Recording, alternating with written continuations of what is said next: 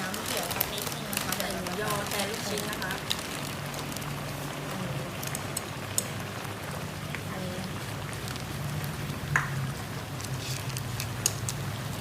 ี้เป็นผักที่เราเตรียมไว้นะคะ ที่บ้านเป็นที่เยอะมากนะคะแล้วเราพา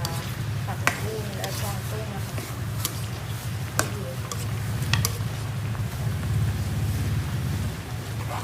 แต่อยากได้เส้นนิ่มๆกว่านี้อีกต้องรออีกนิดนึงหมูเด้งหมูยอที่บ้านมีจะแพงเราเริ่มเดือดแล้วค่ะเราจะต้องใส่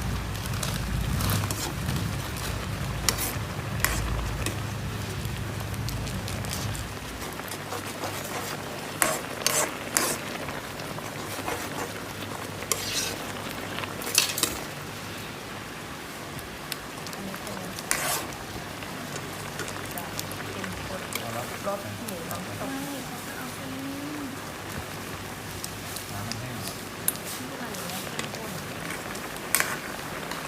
โอเคเดี๋ยวเราใส่ผักบุ้งกันลงไปเลยค่ะบุ้งวางตุ้งค่ะใบโหระพาค่ะ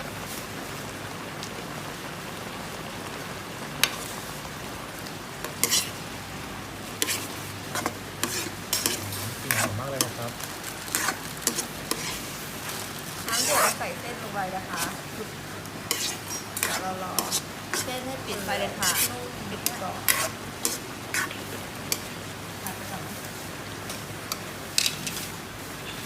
แล้วเราก็ตักใส่ชาม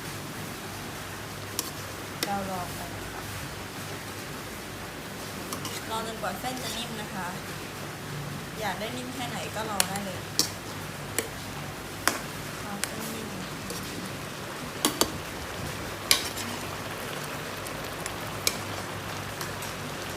นี่เดี๋ยวเรามาดูเครื่องปรุงที่เขาเตรียมไว้ให้นะคะ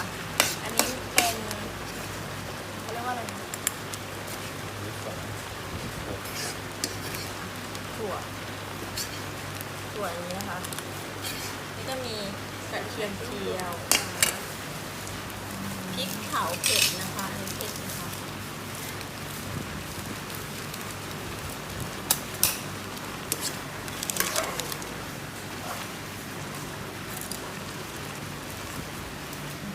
เส้นให้มีความเปรี้ยวค่ะ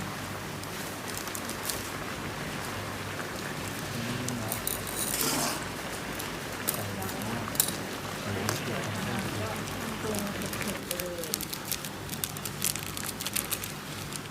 ส่วนใครอยากกินรสไหนนะคะ เพิ่มน้ำตาลเข้าไปเองได้เลยนะคะปรุงตามใจชอบนะโอเคค่ะเริ่มกินได้เลยค่ะ